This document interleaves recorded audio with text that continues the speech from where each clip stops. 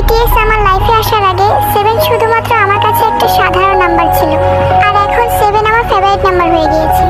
Army ওয়ার্ল্ডে আসার আগে কালার তো প্রায় সবই ভালো লাগতো, তবে এই জগতে আসার পর পার্পল আমার ফেভারিট কালার হয়ে গিয়েছে। বিটিএস আর্মি হওয়ার আগে অনলাইন ফ্রেন্ডদের উপর ভরসা ছিল না, কিন্তু বিটিএস আর্মি হওয়ার পর অনলাইন আর্মি ফ্রেন্ডস এখন আমার ফ্যামিলি হয়ে গিয়েছে।